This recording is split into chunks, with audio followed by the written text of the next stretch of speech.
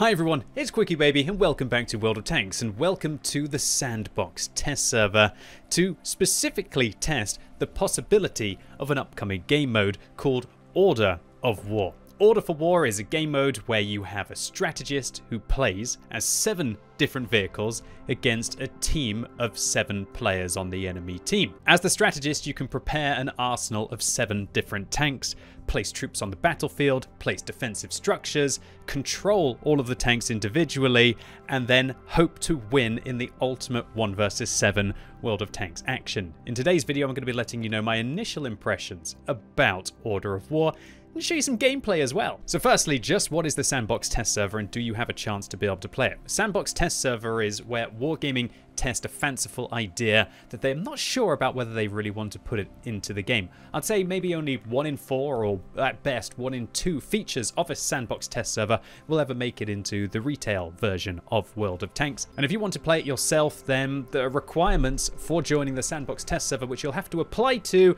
because I think it's only available for the next 3 or 4 days, will be that you've played the game for at least a year and you've played tier 10 tanks, and then you have to make an application, and whether you're successful or not, it depends on Wargaming and their algorithm, and then you get an invite to the Sandbox test server. If it makes any of you who have applied feel better, I didn't manage to get in on my main account, and the only way that I've been able to get access to the Sandbox test server is because I guess Wargaming kind of want me to show this off to the thousands of you who would be interested in seeing it. So before we jump into the battle, let me show you how you create your perfect team as the strategist. They're going to be your tier 10 tanks in the garage. So you have to own all of the vehicles that you want to play. You're going to be using those vehicles with your crews. You're going to be using those vehicles with the consumable and the equipment loadouts that you have. So here you can see you can select 4 universal slots where you can put everything apart from self-propelled guns. Then you have 2 slots which are dedicated to medium and light tanks. Then you have 1 slot which can also be a self-propelled gun. And so if your ultimate team was 7 artillery or 7 tank destroyers or 7 light tanks, yeah, that's definitely not going to be possible, at least for now, but remember, everything is subject to change. I would like to give you a firm warning about the economy of playing as the strategist, and that is that as it stands right now, all of the premium rounds that you fire and all of the premium consumables that you use will be fully charged after the battle, and I've been losing hundreds of thousands of credits every time I've been playing as a strategist, of course on the Sandbox test server where I'm using lots of premium consumables. And one word of advice, Wargaming, if you do decide to put this game mode in, please, please, please, please, please make sure that there's 2 setups, because maybe I want to use premium consumables in the random battle, but maybe I don't want to use them when I'm playing as the strategist in Order for War. So once you've managed to create your perfect team, all that's left to do is to click the battle button at the top and get matched up against 7 players. Let's see exactly what it looks like. So here we go. This is what the commander interface looks like, or shall I say the strategist interface looks like. Here you can see different parts of the maps where you can place your units in predetermined locations. You have to place your tanks, you have to place your pillboxes, you have to place your artillery barrages, and you have to place your watchtowers. And the replay functionality, I'm actually very surprised that it's working so well. You can actually see where I was placing the pillboxes at time. And now you won't be able to see it, but there are actually predetermined locations where you can place all of your different defensive items. There are quite a few of them all around the map, which does allow you to be fairly flexible, but it's not like you can just put all of your pillboxes in a straight line and be able to create some kind of massive ambush. So the pillboxes are very good at stopping light tanks and medium tanks. The artillery batteries you want to put at the back for dumping in rounds against the more heavily armored vehicles or the stationary vehicles. And then the watchtowers are basically 500 meters view range locations. So if I just fly around here a little bit and I show you exactly what they look like, this is what one of the watchtowers looks like, and it has incredibly good camo. It's going to be hard for the enemies to be able to deal with that. This is what the pillbox looks like. And the artillery battery, as we can see at the back of the map here, this is your big boy. Oh, it's almost as if it was like a battleship on the land. And oh my word, it's a bit weird when you do that. Okay, so replay functionality, maybe room for improvement there. But all in all, I'd say it's actually really good. So now you can see that I'm actually controlling the 7 units or tanks, and I'm placing them all in position. But you'll also see that in a second that I'm able to click my TVP and press my Q key to be able to take it over. And now I'm playing as the TVP. So I've decided on the cliff map to send my heavy tanks to go and protect the western flank, and to send a CS60, or even a 60 TP. What am I even talking about? It's not a Polish heavy tank medium tank, it's a Polish heavy tank after all. I'm going to be sending that into the middle of the map along with an Object 430U to try and look after the location. And I'm personally, this is my commander's vehicle.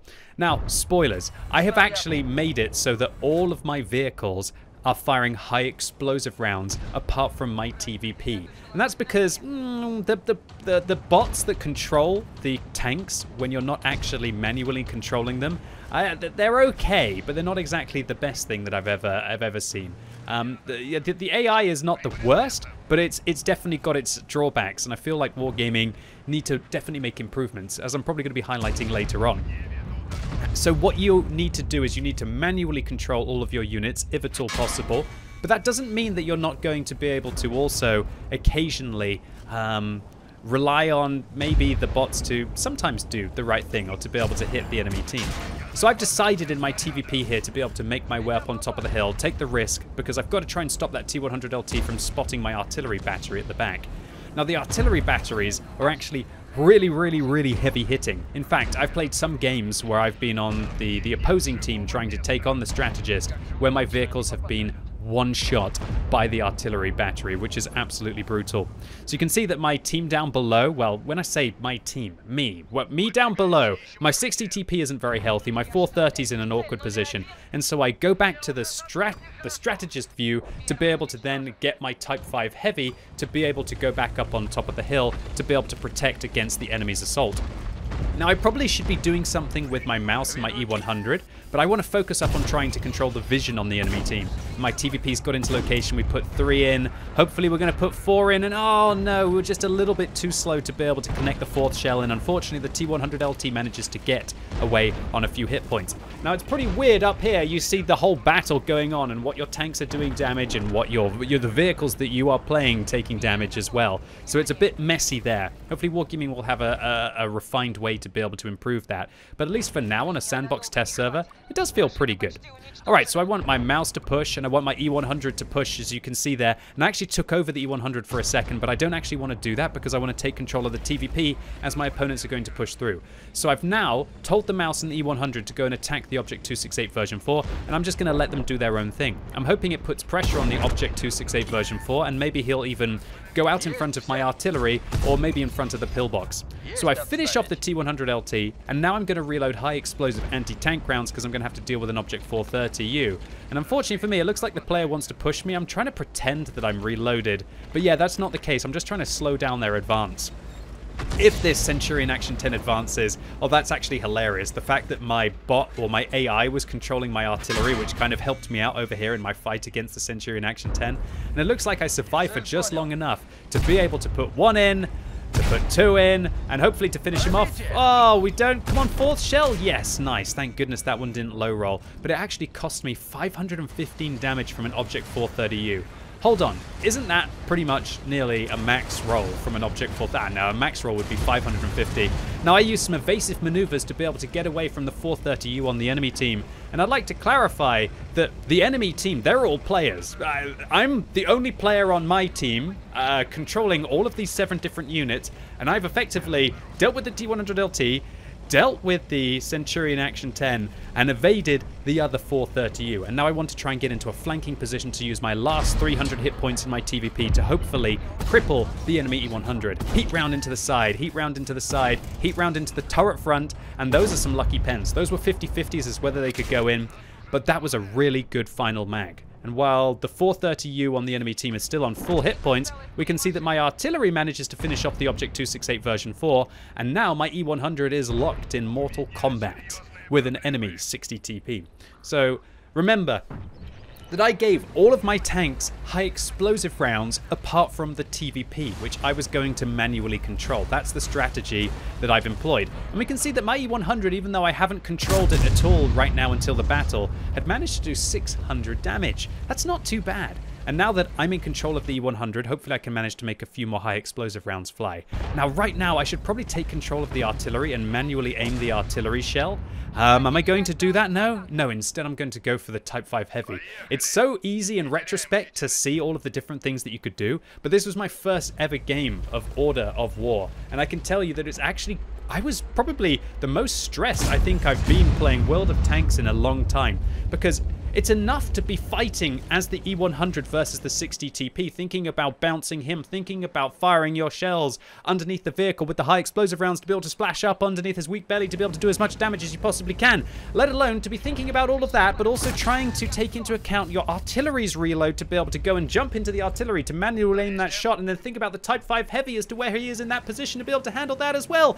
It's pretty wild. So yeah, my brain was working on overdrive, but luckily, you know, I've played a few thousand games of World of Tanks in my career, and I've always wished that I could just manually take control of the other vehicle. And I have to admit, it's fairly rewarding to be able to do so now. It's so fun to be able to switch to the E100, fire off that HE shell, switch to the artillery, be ready to be able to land that hopefully perfect artillery shell against the Object 430U, to switch back to the E100. Maybe that hits, maybe it doesn't. We'll have to find out when we see how many hit points the Object 430U is on. Now I've switched back to my E100 to hopefully finish off my fight with the 60 TP, and it's just so wild that as the strategist, you have to fight multiple engagements. I guess you could manually control it as much as you wanted. In theory, what you could do is you could just play it as an RTS game. And wow, the Object 430U was actually on 1,396 hit points, suggesting that my artillery shell did do well, or at least that my artillery battery is doing good as well. And right now, this is just, oh, I was so happy. Oh my word, that artillery shell in at the end as well.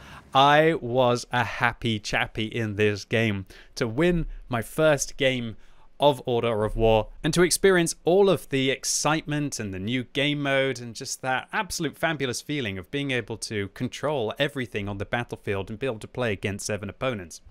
So the next question you might be asking is, how is this sustainable? How is it sustainable to have one player play as the strategist and 7 people play as the other team? Well, the current system on the Sandbox test server is that the players who play against the strategist earn victory points that then, after you've acquired, I think 50 or 100 victory points, that then you can use to spend them to play as the strategist. So I guess the idea of this game mode is that you're going to have to play against the strategist, I guess, depending on how well you play, 5 to 9 times to be able to earn the right to be able to play as the strategist as well. Of course, I worry about wargaming having loot crates with extra tokens to kind of skip the queue. I guess they're going to want to try and monetize it somehow, but at least for now, that's how they're making it sustainable, making you play against the strategist significantly more times than if you play as the strategist. So if I only showed you that battle, you might be thinking that Order of War looks like it's an absolutely finished product ready to ship and go. But I can tell you that that is definitely not the case, ladies and gentlemen. Just take a look at some of the pathing issues that you will have when you're trying to move your... when you're even trying to move the camera, or when you're trying to move your vehicles around the battlefield. It's pretty darn awkward that this TVP is going to follow a completely linear path, which means that the TVP ends up getting blocked by the Type 5 Heavy and trying its very best to try and bypass it, but just not being able to.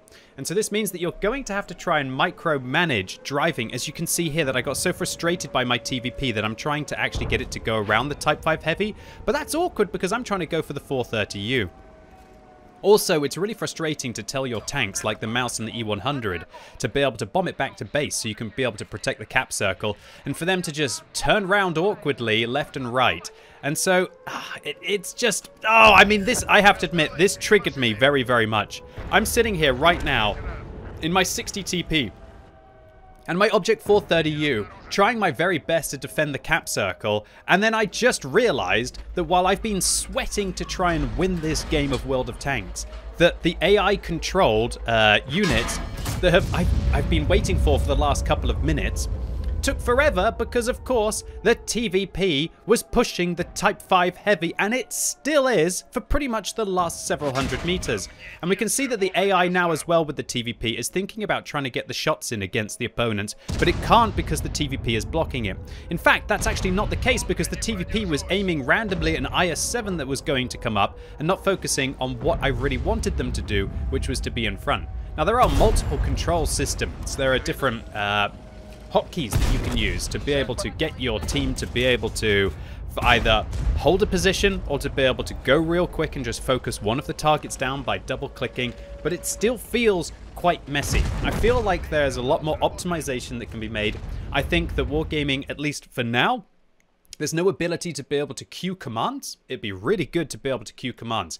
And I was having most success on the battlefield when I was kind of just moving all of my units in and then taking control of one of them like the TVP and being able to burst down my opponents in the ensuing distraction. My feedback to you, Wargaming, is that there should be a way to also just get your vehicles to never fire unless you want them to, because quite often I had my biggest success when I was switching between my vehicles and making sure that I manually aimed each of their shells. And there was nothing more frustrating than trying to get my TVP to just stay put, to reload, to wait till I've used another tank to be able to fire, so that I can switch back to my TVP and then be able to make those clutch 4-round shells that I want. Or, incredibly frustrating, to have something like a Jagdpanzer E100 just fire at a tank that there was no way that it could be able to pen, instead of being able to tell it to just hold put, don't fire, and I will manually jump into the tank to be able to fire as well. At the end of the day, this is a Sandbox test server rather than a regular test server, and I think for what Wargaming have actually presented to us, it's actually looking really good. I had a lot of fun with it, but I'm not sure if I would want to play it past a day or two. Look at it like this. I'm not jumping in and playing Order of War on the Sandbox test server at all since I really showcased it on Twitch on its launch day. Do I think that it could be a fun game mode to have in World of Tanks to be able to play an occasional game or two during the week? Sure. But is this something that I want to play 2, 3, 4, 5, 6, even 8 hours a day? I don't think so. Not in its current form. I feel like it would need to have either a goal or an objective. I can imagine that eventually people aren't really going to want to play against the strategist 6-7 times properly, at least in their tier 10 vehicles, to be able to earn the right to be able to play as the strategist wants. This is a game mode that kind of failed with, what was that game even called? Evolve. Evolve, for example, several years ago when it was showcased at Gamescom, it might be even more than several years ago now. Is it more like 6 or 7 years ago now? Goodness gracious, time flies. When it was first showcased at Gamescom, it won Game of the Show. When it was released, there was a lot of hype about the game, and then about a week or two later, I don't think anyone was really playing it. And because after people figure out the strategies, after people figure out the meta, after people get very good as the strategist, it's either not so fun to play against them, or alternatively, if the strategist is not very good at all, then it's just too easy to be able to defeat them. I feel like it's a really cool idea. I feel like it's a niche game, but I honestly think that it won't have very much longevity in it, unless Wargaming make changes to it to spruce it up, or alternatively, I guess like they do with their other game modes, they kind of force you to play it by putting a very nice reward, like a tier 9 reward tank, or maybe even a tier 10 reward tank, as this is all tier 10 focused gameplay, although when we think about it, we got tier 9 reward tanks for playing tier 8s in front line behind that big play wall. On the other hand, one of the key reasons why I fell in love with World of Tanks in the very first place was because it just combined so many different genres, and this is taking the RTS element of World of Tanks to a whole new level. And I wonder if eventually Wargaming might have plans to be able to have strategist versus strategist instead of having strategist versus 7 tankers on the enemy team. Now that could be really interesting. Anyway, ladies and gents, boys and girls, that's it for today. I really hope you enjoyed my look at Order for War and got to see me take on 7 tankers a couple of times and be able to win. If you did enjoy the video, make sure you give it a thumbs up. If you absolutely hated it, however, you know what to do. Give it a thumbs down. And if you're watching this video as is released on Sunday, it's time for the World of Tanks Tech Tree Showcase live right now on twitch.tv/QuickyBaby. And this week, 400 of you voted in the poll, and the winner is the AMX 50 Foch B. So come along right now as I showcase the French auto-loading tank destroyers, which culminates in the most dangerous tank in the game. You don't want to sit in front of this one. It's 2,400 damage, albeit in 10 seconds of the first shot. Wow, it'd be even more brutal if it was 5 seconds, right? The AMX 50 Foch B is capable of annihilating the entirety of a single tank or even multiple wounded vehicles. So if you want to see what it's all about, then come along right now. And as always, thank you so much for watching. You've been epic, and hopefully I'll see you soon.